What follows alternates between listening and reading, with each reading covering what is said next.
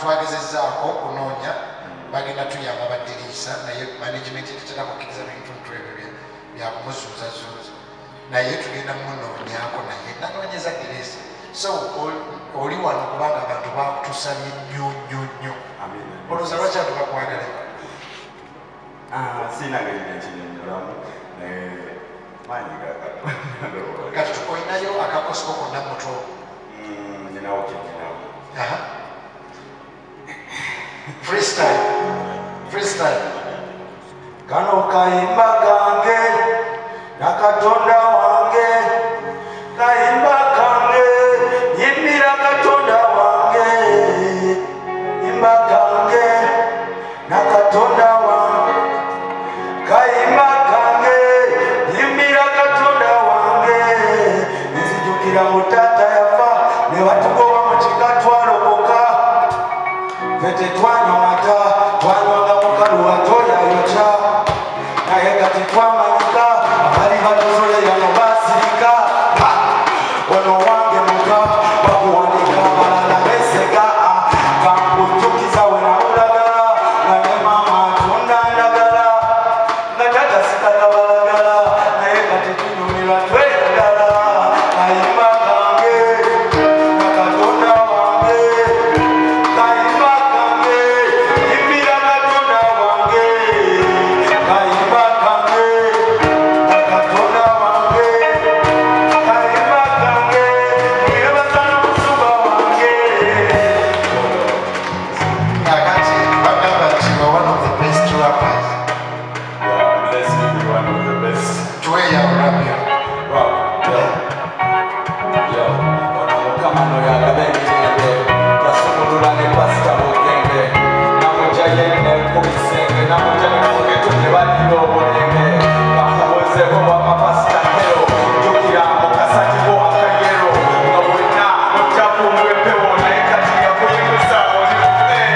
mwana yekwabalenenasana ali mutubi andaba gwekakkana nemuwoolyeyo okubonaabona mukama muwonikawe tugende maaso maama we yali atunda ndagala oba baddoyimba biyi maama we yali atunda ndagala yali atunda ndagala naye taata yali tasika kama wawayiriza muwayiriza naye kata maama yatunda ndagala enabulaga mama yatundako kumanda yatundako okubala byonna yabikola naye mukama w'amaanyi nnyo yatusumulula kintu ki katonda kyeyali akoledde kyosinga omwebaliza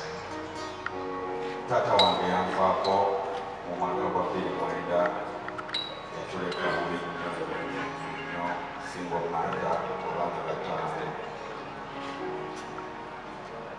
esiwe yapaate yatusuubira bigenda kuzibuwala nnyo tokaaba buli serebwa jala atukaabira asigalakaabamunajja gumma buli omunajja badde ensanga it's okay to cry in the Lord is ndabye ng'amaaso ge gaagala kaawa kakati it's okay you are in God's house welcome sigabalwa kubanaku kabalwasanyi mukama byankoleze taata yafa kyalikisaata bwe yafa mwenda siniyazirirwa sisita bange bonna abalala nabo bakyasoma muganda wange omulenzi embeera yali nnyo mwana mama wange atudde emanda mudawala yayeza ngoye kati basinga mothers bagamba kirala basinga omanda nibo basinga omanda manya toliwetaata wabanako atalekera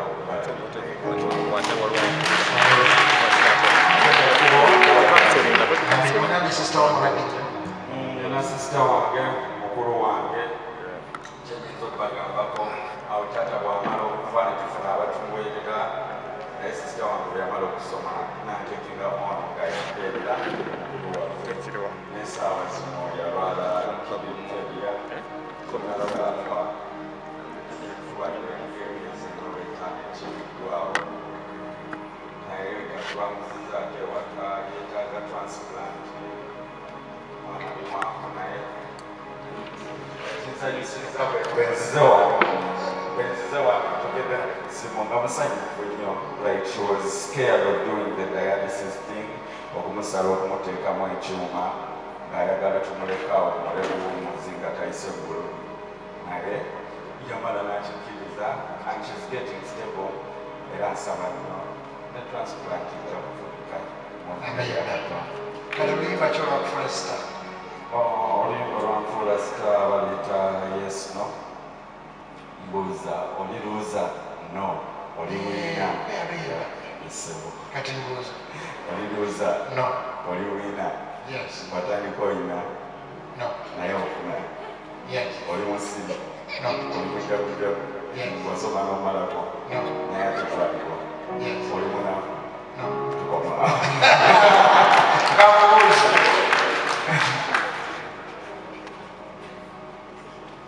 mbuuza ekika oli musiru oli mugezi nina okubanga bijjira ku sipiika katonda omumanyi sitaani omumanyi tusomere ekyandikibanga sinaswala bassebo ne bannyabo Feffe Bussi reading a verse munasonyiwa nalaba mwana muto kakati ndaba omusajja katonda gwasitudde you are reading from Isaiah chapter 43 Isaiah chapter 43 verse 1 to 3 and it says,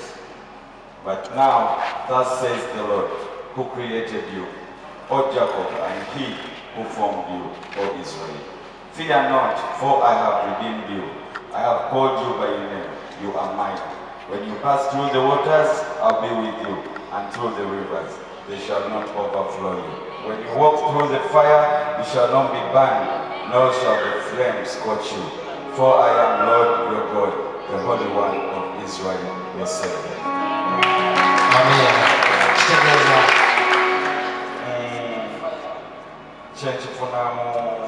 kyekifunamu kiriwo ekisinze nga Feffe Bussi Pasika ndaba nga Katonda akulaga mbu atumanyi nga tetunaba nakubaawo like ebizibu byonna byonna bye tuyitamu tebimukira kuba aba yakumanyira nawo mbu ojja kubaawo like here it says fear not for I have redeemed you nkuddaavudde nkumaze kuwedde I've called you by your name, Abise, when you are mine, when you pass through the waters, boita mazitoja kubira aja kubera nawe Katonda akola byonna byonna era nawe aliyo ayita mu bizibu byonna byonna Katonda terikyatamala Bayibuli wange egamba mu muliro mu mazzi ne mu birala byonna akutaasa.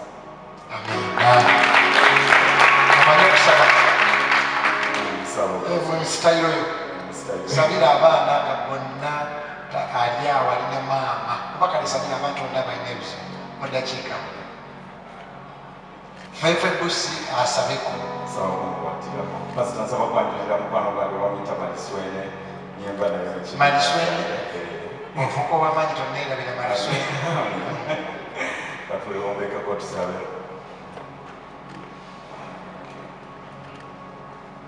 Ayi Mukama kitange Katonda w'eggulu n'ensi nkwebaza olw'okunkyazaako leero mu kyaki taata nkwebaza olw'okutukuŋŋaanyiza awamu nkwebaza olw'obulamu bw'otuwadde taata nkwebaza yonna gy'otujja okututuusa wano taata n'abo abali ku ttivi amaanyi g'obawadde okutulaba taata. Ayi Mukama kitange okukwasa abalina ebizibu byonna taata bonna obakwatireko Mukama kitange nga Bayibuli yo bw'egamba batunaabanga n'otososi mukira taata okusaba Mukama kitange otufuule emitwe era ebizibu tubiwangule Mukama kitange Katonda wajja kuba okukwasa sisita wange omulwadde w'ensigo bwe